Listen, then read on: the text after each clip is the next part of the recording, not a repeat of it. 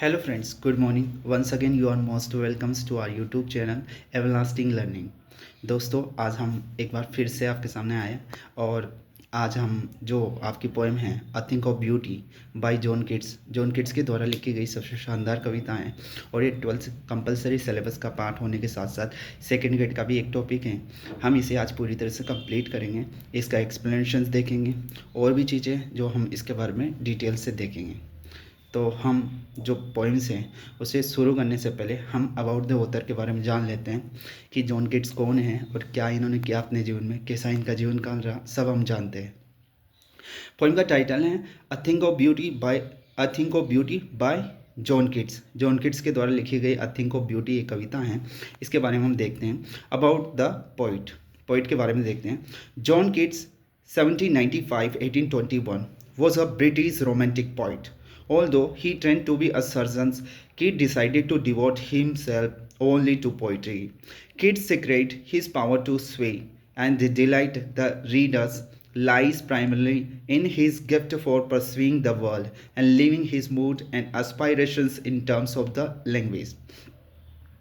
Basically जानते हैं हम, जो जॉन किट्स है उनका जन्म जो 1795 को इनका जन्म हुआ था और 1821 को इनकी डेथ हो गई थी। दोस्तों काफ़ी कम समय तक ये जीवित रहे और इसके पीछे वजह ये है कि जॉन किट्स जो रोमांटिक पोइट हैं और इंग्लैंड के जो पोइट हैं और रोमांटिक पोइट हैं, रोमांटिक पीरियड जो रहा है वो बेसिकली 17 जो रोमांटिक पीरियड रहा है वो 1789 से और 1837 तक ये रोमांटिक पीरियड रहा है। दोस्तों क्या रहा है? रोमांटिक पीरियड, जिसमें भी एल्डर रोमांटिक्स और यंगर रोमांटिक्स की हम बात करते हैं तो जॉन किट्स हैं वो यंगर रोमांटिक्स में से पोइट में गिने जाते हैं और ब्रिटिश के रोमांटिक पीरियड के ये पोइट रहे।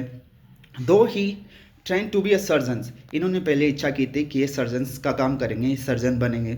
कि डिसाइडेड टू डिवोट हिमसेल्फ वोल्डली टू पोइट्री, लेकिन इन्होंने अपने अंतिम समय में, अपने जीवन के अंतिम समय में, क्योंकि इनको ट्यूबरक्लोसिस नामक बीमारी हो गई थी, टीवी जैसा घातक बीमारी इनको हो गया था और इसकी वजह से इनको ये सर्जन्स का जॉब छोड़ना पड़ा और इसको बिल्कुल ये छोड़ा इन्होंने। और वो जो 2-4 साल का जो करियर रहा है इनका बाद का, वो पूरी तरह से इन्होंने अपने लाइफ को पोइट्री के प्रति समर्पित किया और पोइट्री काफ़ी शानदार कविता लिखी।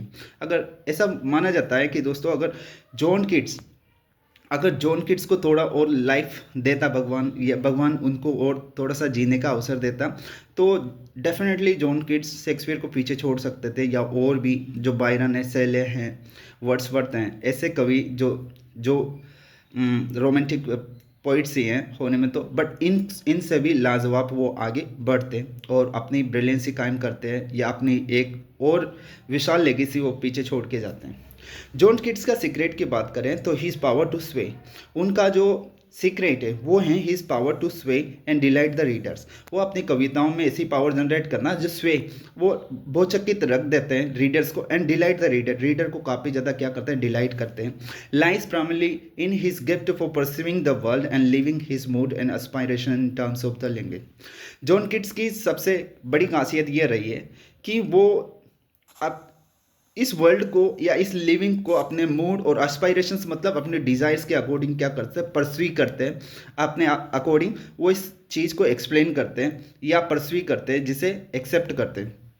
फॉलोइंग, यहाँ से ध्यान रखना है दोस्तों आपका, the following is an except from his poem Endymion a poetic.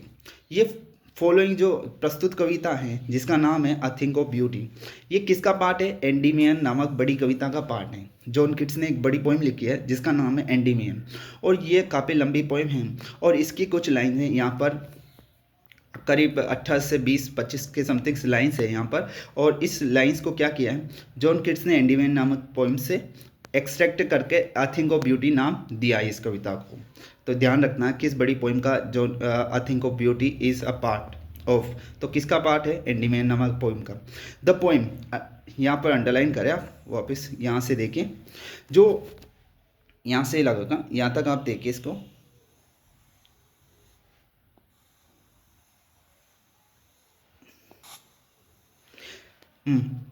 देखिए, the poem is a based on the Greek legend in which the Endymion, a beautiful young shepherd and poet who lived on the Mount Latmus, had a vision of the Cynthia, the moon goddess. अब basically जो बात है इस poem में, जो main theme है जिसके ऊपर ये पोएम आधारित है, उसका बैकग्राउंड देखते हैं दोस्तों। तो ये पोएम है ना, एक ग्रीक लेजेंड पे आधारित है। ग्रीक कवियों में जो लेजेंड है, योद्धा हैं, या लेजेंड पौराणिक कहानियों को होता है लेजेंड, तो वो योद्धा है ना, उसके ऊपर आधारित है। इन विच द एंडीमियन, जिसमें एंडीमियन क्या है, एक ब्यूटीफुल यंग शेपर्ड है, एक चारावा है, भेड़ चराने वाला है वो, और पोइट भी है वो, साथ साथ वो लिखता भी हैं। Who lived on mount litmus, जो माउंट लेटमस नामक पहाड़ी पर रहता है, और उसको एक शानदार ड्रीम आता है। किसके बारे में ड्रीम आता है उसको? सिंथिया के बारे में, द मून गोडेस के बारे में ड्रीम आता है। तो बेसिकली आप ऐसा देख सकते हैं दोस्तों कि एक बार क्या होता, एक बार ऐसा होता कि जो एंडीमैन नामक शेपर्ड था, एंडीमैन नामक शेपर्ड शाम के समय अपनी शिप्स को चरा रहा था, और उस चराने के दौरान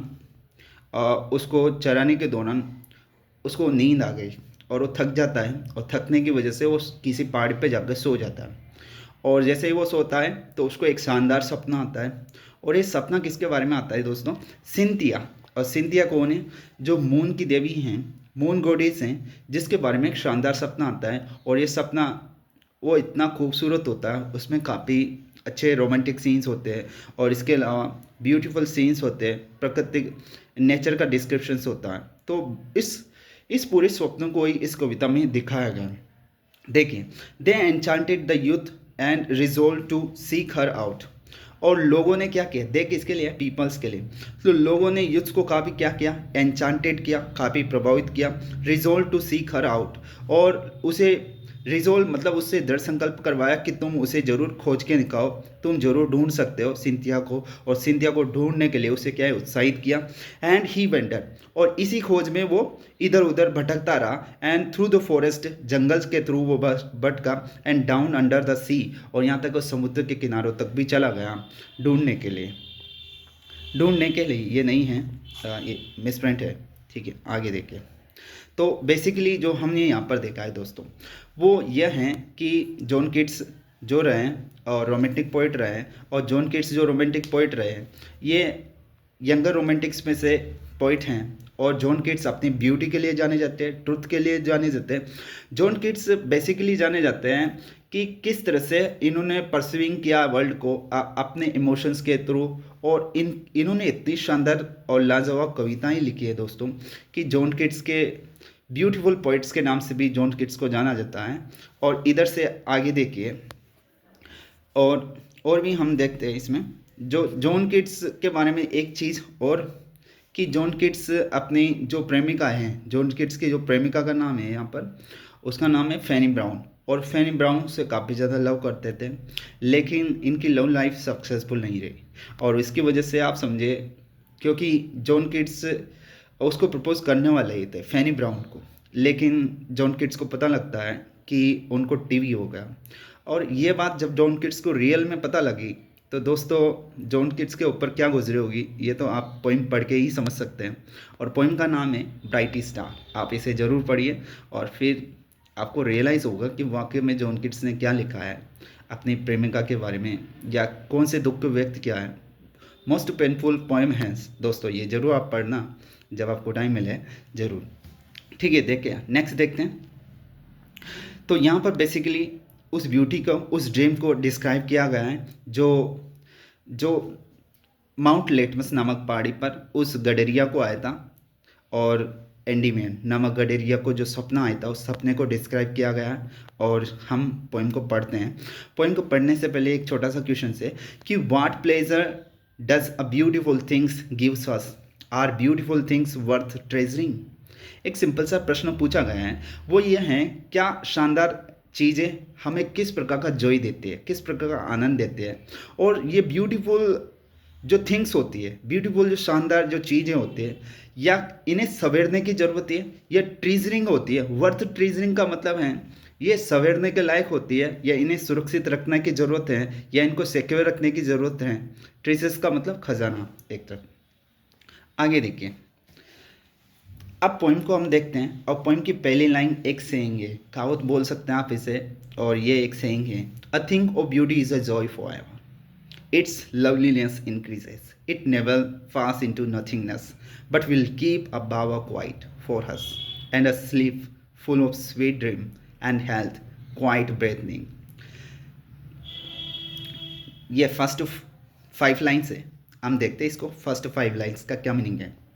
अ thing of beauty is a joy for, John Keats बात करते हैं कि कोई भी सुंदरता की वस्तु वो हमेशा क्या करते हैं, आनंद देती है, वो क्या है, जोय है। अ थिंग ऑफ ब्यूटी, आपकी कोई भी सुंदरता की वस्तु है जो आप इंजॉय करते हैं, जो आप रियल में उसके लिए कुछ फील करते हैं, तो वो क्या करते हैं, आपके लिए हमेशा जॉयफुल रहती है, या वो आपके लिए क्या है, एक जॉय है। फॉर एवर का मतलब है ऑलवेज, फॉर एवर का क्या मीनिंग है, ऑलवेज, वो क्या है, हमेशा ही आपके लिए क्या रहेगा, आनंद का स्रोत रहेगा। जब भी आप उदास हो, आप उस चीज़ के संपर्क में आते हैं तो बिल्कुल आप ब्यूटीफुल, आप अपने आप को ब्यूटीफुल पाते हैं।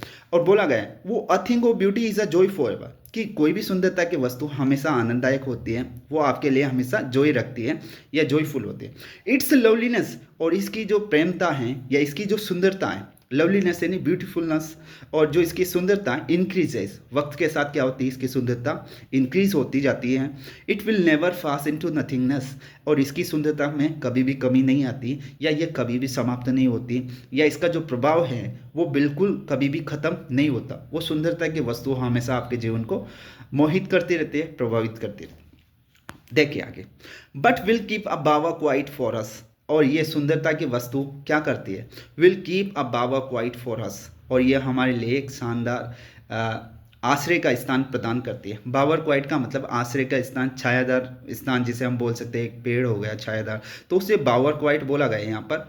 बावर क्वाइट जैसा प्लेस हमेशा बनाए रखती है। अ sleeve full of sweet dream, और ये सुंदरता की वस्तु हमारे लिए क्या करती है, शानदार तरीके के स्वीट यानी मधुर सपने बुनती है, और मधुर सपनों की नींद तैयार रखती हैं या बनाई रखती है, क्योंकि हम उस शानदार वस्तु से, उस सुंदरता की वस्तु से इतने प्रभावित होते हैं, जब हम सोने के लिए जाते हैं तो हमें बहुत अच्छे सपने आते हैं, और बहुत रोमांटिक सपने आते हैं दोस्तों। और फिर उस रोमांटिक सपनों में आप देख सकते हैं कि आप रियल में पाते हैं कि लाइफ डबल ब्यूटीफुल है। और फिर ये और क्या चीज़ रखती है, एंड हेल्थ, और ये रियल में हेल्थ भी आपके लिए बनाए रखते हैं। क्वाइट ब्रेथनिंग, और एक चैन की सांस। चैन की सांस का मतलब है आपके माइंड में कोई थॉट्स नहीं चल रहे, आप लाइफ को पूरी तरह से इंजॉय कर पा रहे हैं, और हर चीज़ ब्यूटीफुल है। लाइफ में अप डाउन चलते रहते हैं, बट रियल में आप देखेंगे जो हमारी सुंदरता की वस्तु है, सुंदरता की वस्तुओं से क्या मतलब है दोस्तों, सुंदरता की वस्तुओं से कोई सी भी सुंदरता की वस्तु हो सकते हैं जो आप अपनी लाइफ में, जो आपको एनर्जी दे, जो आपके इमोशन को हाई लेवल पे लेकर जाए, उसे वो कोई सी भी सुंदरता की वस्तु होती है, जैसे रीडिंग, पार्किंग, या फिर वॉकिंग, या आप समझे डांसिंग, कुछ भी जो भी आपका फैशन है, जो भी आप करना चाहते हैं, या जो आप रियल में जिसके लिए बने हैं, तो कोई भी सुंदरता की वस्तु हो सकती है जो रियल में आपके लिए इस तरह से वर्क करते हैं। ये जॉन किट्स ने क्या शानदार बात लिखी है। नेक्स्ट देखते हैं, नेक्स्ट देखिए दोस्तों, देयर फोर ऑन एवरी मोरो, इसलिए हम क्या करते हैं, प्रत्येक सुबह को, ऑन एवरी मोरो मतलब हर नेक्स्ट मॉर्निंग को क्या करते हैं हम, are we reading a flowery band to bind us to the earth, और इसीलिए, इसी वजह से, क्यों, क्योंकि सुंदरता की वस्तु का जादू है या सुंदरता की वस्तु का प्रभाव है, इसीलिए हम क्या करते हैं, हर दूसरी सुबह को, मोरो का मतलब टुमारो, नेक्स्ट मॉर्निंग या नेक्स्ट डे, तो आप बोल सकते हैं कि हर नेक्स्ट टुमारो को, हर दूसरे दिन हम क्या कर रहे होते हैं, आर वी ब्रीदिंग, हम बुन रहे होते हैं। जैसे स्वेटर बुनना, रीजनिंग वर्ड आता है, स्वेटर वगैरह कुछ भी चीज़ें बुनने के लिए, तो हम बुन रहे होते हैं फ्लावरी बैंड, एक शानदार तरीके की माला बुन रहे होते हैं, to bind us to the earth, जो हमें क्या करती है, इस दुनिया से जोड़ती है।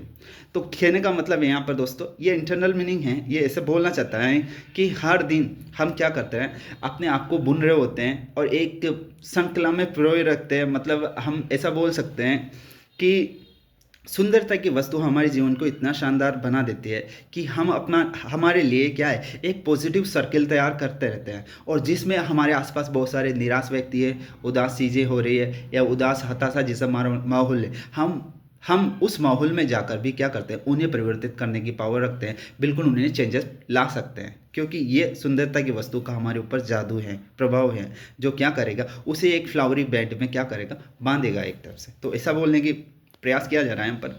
अब देखें, जो सुंदरता की वस्तु है इसका जादू चलता रहता है, और ये सुंदरता की वस्तु के लिए हम इसकी वजह से प्रत्येक सुबह को हम एक माला बुन रहे होते हैं, एक फ्लावरी बेंड को बुन रहे होते हैं, और वो फ्लावरी बेंड हमें इस दुनिया से जोड़ने का काम करता है। बाइंड हस टू अर्थ का मतलब है हमें इस दुनिया से जोड़ता है। अब देखिए दोस्तों, यहाँ पर पोइट ने जोड़ देने के लिए वापस से वर्ड यूज़ किया कि spite of despondence of inhuman dearth, of noble nature, of gloomy days, of all unhealthy and over darkened ways, made for our searching. Yes, in spite of all, some shape of beauty moves away the pals from our dark spirits. Such the sun, the moon, trees old and young, sprouting a shady boon for simple shift and such are daffodils. यहाँ तक देखिए दोस्तों, अब यहाँ पे poet explain करता है, मतलब जोड़ देता है इस बात पे, जो ब्यूटी है, जो स्पेल है, आई थिंक वो ब्यूटी का, कोई भी सुंदरता की वस्तु का जो जादू है इसके ऊपर जोड़ देता है, और बोलता है कि इंस्पाइट ऑफ का मतलब के बावजूद, डिस्पोंडेंस का मतलब है सोरोफुलनेस, निराशा के बावजूद भी, या इनह्यूमन डर्थ या मानवीय कमियों के बावजूद भी, या फिर नोबल नेचर, उच्च मानवीय विचारों के बावजूद या स्वभाव के बावजूद भी, ऑफ ग्लूमी डेज या निराशा के दिनों के बावजूद भी, of all unhealthy and over darkened ways, या फिर उन अनहेल्थी मतलब अस्वस्थ, ओवर डार्कन का मतलब है उन अंधकारहीन रास्तों के बावजूद भी, मेड फॉर आर सर्चिंग, जो हमारे लिए बनाए गए हैं। जो किसके लिए बनाए गए, हमारे लिए बनाए गए। हमारे लिए कैसे बनाए गए, इस लाइन को समझने का है। कहने का मतलब है दोस्तों, जो यहाँ पर जिस निराशा की बात की जा रही है, डेस्पोंडेंस का मतलब निराशा है, और फिर इनह्यूमन डर्थ है, या फिर नोबल नेचर है, क्योंकि लाइफ में दोनों पार्ट हैं सर दोस्तों। लाइफ में क्या है, दोनों पार्ट है बेसिकली, डार्क साइड भी हैं तो लाइट साइड भी है। जो डार्क साइड है यहाँ पर पोइट उसका भी जिक्र करता है, और बोलता है कि इस दुनिया में निराशा भी है, इस दुनिया में निराशा भी है, इनह्यूमन डर्थ भी है। इनह्यूमन डर्थ यानी मानवीय कमी भी है, इसके अलावा नोबल नेचर्स भी है, नोबल नेचर्स की कमी भी है, और इसके अलावा ग्लूमी डेज भी है, उदासी के दिन भी हैं। तो बहुत सारी ऐसी तमाम चीज़ें हैं जो इस दुनिया को डाउनफॉल की तरफ लेकर जाते हैं, इंसान को डाउनफॉल की तरफ ले जा जाते हैं, उसके इमोशंस को कम करती है। तो बिल्कुल उसी के बारे में बात कर रहे हैं। तो जब ये चीज़ें क्या होती है, बिल्कुल दूर चली जाती है, ये चीज़ें क्या होती है, बिल्कुल दूर चली जाती हैं। अब आगे देखिए, some shape of the beauty smooths away the pale, और कुछ निश्चित प्रकार की जो सुंदरता की वस्तु होते हैं वो हमें क्या करते हैं। अब देखिए आगे नेक्स्ट देखते हैं, जो हमें क्या, ये सभी जो हमने बात की है कि निराशा हो गई, या फिर इनह्यूमन डर्थ हो गया, नोबल नेचर हो गया, ग्लूमी डेज हो गए, या फिर of unhealthy over darken ways, ये सभी चीज़ें हमारे लिए बनाई गई, हमारी अपने सत्य की सर्च के लिए बनाई गई, ताकि हम क्या करें, ट्रुथ को। क्योंकि दोस्तों जब निराशा आती है, या फिर हमारे जो उच्च विचार हैं, हम अपने उच्च विचारों को छोड़ते हैं और बुरे विचार हमारे दिमाग में चलते हैं, या हम अस्वस्थ हो जाते हैं, या बुरे रास्तों पे निकल जाते हैं, तो सत्य की जो ताकत है हमारे अंदर, वो हम सत्य को खोजने में लग जाते हैं। इस अंधकार में हम सत्य को खोजते रहते हैं, और हम प्रयास करते रहते हैं, और फिर अचानक से हमें एक किरण दिखाई देती है, और फिर हम उससे बाहर आ जाते हैं। तो दोस्तों ये सारी चीज़ें भी पोइट ने जिक्र किया है कि कोई भी सुंदरता की जो वस्तु है, वो सुंदरता की वस्तु इतनी पावरफुल हैं कि वक्त के साथ अंधेरा आएगा, या अंधकार आएगा, या ग्लूमी डेज आएंगे, या सारे दिन आएंगे, अंधेरे के जो दिन आएंगे, उदासी के दिन आएंगे, हताशा निराशा के दिन आएंगे, उनके बावजूद भी वो सुंदरता की वस्तु हमारे लिए एक रास्ता खोलेगी, और जो हमें उच्च मार्ग तक लेकर जाएगा, जो ऊंचाई तक लेकर जाएगा, जो भगवान से जुड़ेगा, इस यूनिवर्स से जुड़ेगा, उसके बारे में बात करते हैं पोइट। अब देखिए, यस, यहाँ से देखें, made for our search, yes in spite of all, इसके बावजूद भी, इन सभी चीज़ों के, इन सारी निराशाओं की चीज़ों के बावजूद भी, some shape of the beauty, यहाँ पर पोइट जिक्र करता है कि some shape of the beauty moves away the pale from our dark spirit. कुछ निश्चित प्रकार की क्या होती हैं, सुंदरता की वस्तु होती हैं जो मूव्स अवे यानी रिमूव कर देती हैं the pale from our spirit, our dark spirit, हमारी अंधेरी आत्माओं से क्या करते हैं, वो एक पर्दा हटा देती है पूरी तरह से। और इन सुंदरता की वस्तुओं का पोइट ने जिक्र किया है, वो क्या है, जैसे कि सन मतलब सूर्य हैं, मून चंद्रमा हो गया, ट्रीज ओल्ड एंड यंग छोटे बड़े पेड़ हो गए, स्प्रूटिंग अ सेडी बोन जो क्या करते हैं, छोटे बड़े पेड़ों के लिए आया कि स्प्रूटिंग अ सेडी बोन वो हमारे लिए एक छायादार वरदान प्रदान करते हैं। और छायादार वरदान प्रदान करते हैं किसके लिए, फॉर सिंपल से, एक साधारण से पेड़ के लिए। और एंड सच आर डेफोडिल्स, और इस प्रकार की सुंदरता की वस्तुओं में डेफोडिल्स भी हैं। डेफोडिल्स का भी जिक्र हुआ है। डेफोडिल्स का मतलब है नरगिस के फूल, जो शानदार वृक्ष शानदार फूल होते हैं, फ्लावर्स होते हैं येलो कलर के, जिसे आप देख सकते हैं। फिर आगे देखिए, with the green world they live in. अब ये फूल्स के बारे में आया दोस्तों, यहाँ पर देखिए कि daffodils with the green world they live in, और जो डेफोडिल्स फूल हैं, फ्लावर्स है, वो कहाँ पर उगते हैं या कहाँ पर फ्लोरिस होते हैं, तो वो बिल्कुल इस ग्रीन वर्ल्ड में, हरियाली के संसार में बिल्कुल रहते हैं। And clear rills that for them self, clear rills that for them self a cooling covert make against the hot seasons. और यहाँ पर बात की गई है जो डेफोडिल्स हैं, डेफोडिल्स के लिए जो क्लियर रील्स हैं, क्लियर रील्स का मतलब जो स्वच्छ पानी के झरने हैं, जो स्वच्छ पानी के क्या हैं, झरने हैं, वो क्या करते हैं, देम सेल्फ किसके लिए आया दोस्तों, यहाँ पर ध्यान रखने का सवाल है कि जो देम सेल्फ वर्ब आया वो डेफोडिल्स के लिए आया। किसके लिए आया, डेफोडिल्स के लिए, ये डेफोडिल्स के लिए आया दोस्तों। देमसेल्फ किसके लिए है, डेफोडिल्स के। जो स्वच्छ पानी के झरने होते हैं वो डेफोडिल्स के लिए क्या करते हैं, एक कूलिंग कवर्ट प्रदान करते हैं, कूलिंग कवर्ट को बनाते हैं। कूलिंग कवर्ट का मतलब है शांति, कूलिंग का मतलब ठंडा, कवर्ट का मतलब एक पना, एक शानदार कूलिंग कवर्ट बनाते, एक कूलिंग एनवायरनमेंट का माहौल बनाते हैं ताकि फ्लावर्स क्या है, डीमोडिफाई ना हो जाए या फ्लावर्स डीफ्लावर ना हो जाए बिल्कुल, तो उसके लिए बनाते हैं। अगेंस्ट द हॉट सीजन, जब गर्मी का सीजन आता है तो बेसिकली बहुत ज़्यादा टेम्परेचर होने की वजह से फ्लावर्स जल्दी क्या हो जाते हैं, मुरझा जाते हैं, इसलिए वहाँ पर स्वच्छ पानी के क्या है, रील्स हैं आसपास, और डेफोडिल्स के आसपास क्या है, स्वच्छ पानी के झरने हैं जो कूलिंग कवर्ट बनाने का क्या कर रहे हैं, बेसिकली उनके लिए डेफोडिल्स के लिए वर्क कर रहे हैं। मिड फॉरेस्ट ब्रेक, अब यहाँ पर बोला गया है कि जंगल के बीचों बीच, कि mid forest brake rich with the sprinkling of the fair musk rose blooms, और जो जंगल के बीचों बीच, जंगल के बीचों बीच रिच विद द स्प्रिंकलिंग, और वो जंगल के बीचों बीच क्या है, रिच विद मतलब फिल्ड विद, मतलब वो भरा हुआ है। रिच विद का आप लिख सकते हैं यहाँ पर फिल्ड विद, क्या लिख सकते हैं, फिल्ड विद, मतलब वो भरे हुए। जो जंगल के बीच का जो रास्ता है या जंगल के बीचों बीच क्या किस चीज़ से भरा हुआ है, sprinkling of a fair musk rose bloom, fair musk जो रोज हैं और फेयर मस्क कलर के जो रोज हैं उनसे वह भरा हुआ है, ब्लूम्स, ब्लूम्स यानी खिल रहे हैं वो शानदार तरीके से उनके बीच। Such is the grandeur of the room, और इस प्रकार की जो सुंदरता की वस्तुओं का, हम सुंदरता की वस्तुओं का लगातार जिक्र कर रहे हैं जो क्या करते हैं, हमारी अंधेरी आत्माओं से पर्दा हटाती है, उनके बारे में हमने जिक्र किया है। जैसे कि यहाँ से सन, मून और ओल्ड ट्रीज और young trees, old and young, ये सभी चीज़ों का हमने जिक्र किया। अब यहाँ पर जो नेक्स्ट चीज़ आती है दोस्तों वो है such too is the grandeur of the dooms. यहाँ से देखिए, such is the grandeurs of the doom, जो क्या है, ग्रैंडियर्स ऑफ द डूम।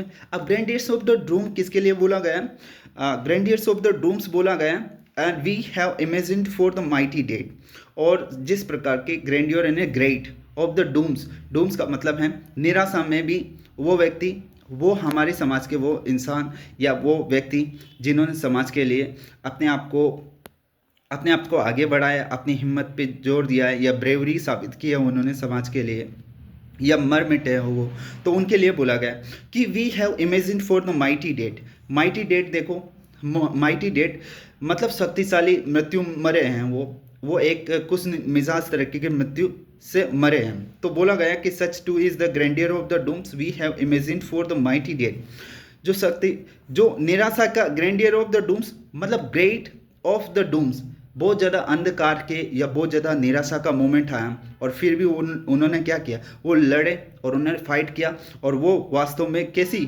शान की मौत मरे, या माइटी डेथ जिसे हम बोलो, शान की मृत्यु से मरे वो। All lovely tales that we have heard, और सभी जो शानदार तरीके के टेल्स हैं, कहानियाँ हैं, जो हमने क्या की है, हमने सुनी हैं या पढ़ी हैं, वो भी क्या है, सभी तरह के क्या है, सुंदरता की वस्तु है। यहाँ पर ये भी देखिए कि ऑल लवली टेल, जो सभी प्यारी कहानियाँ हैं जो हमने सुनी हैं या पढ़ी हैं, और वो भी क्या है, हमें आनंद प्रदान करते हैं, हमारी अंधेरी आत्माओं से क्या करते हैं, अंधकार का पर्दा हटाती है।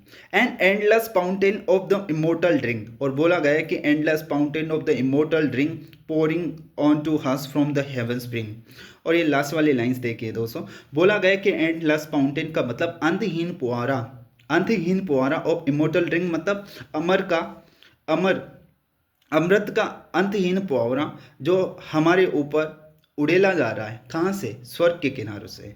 अब यहाँ पर इस लाइन का मीनिंग यह है कि दोस्तों, इस प्रकृति में बहुत सारी चीज़ें हैं जो लाइट से भी जुड़ी हुई, सत्य से भी जुड़ी हुई है, और असत्य से भी जुड़ी हुई है। और जो जो चीज़ ट्रुथ से जुड़ी हुई है, जो सत्य से जुड़ी हुई है, हम भले से उन चीज़ों से अपना डिस्कनेक्ट हो जाए या हम उन्हें छोड़ दें, लेकिन फिर भी वो सत्य हमें थामे रखेगा, वो सत्य हमारे साथ तमाम चीज़ों पे तमाम तरीके से हमारे सामने सामने आएगा।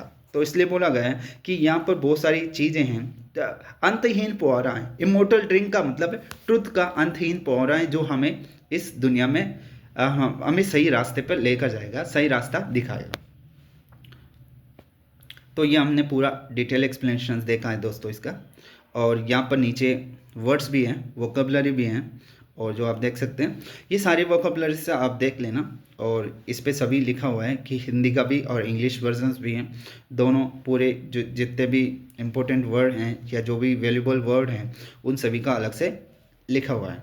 तो आप देख लेना ये इन्हें याद करना दोस्तों, क्योंकि इससे भी 12th में वर्ड्स पूछे जाते हैं, सिमिलर वर्ड्स आ गए या फिर ऑपोजिट वर्ड आ गए, तो इनसे अक्सर पूछे जाते हैं। तो आप याद रखेंगे, आप वोकेबलरी क्या होगी, बिल्ट होगी, और आप अच्छा स्कोरिंग कर पाएंगे।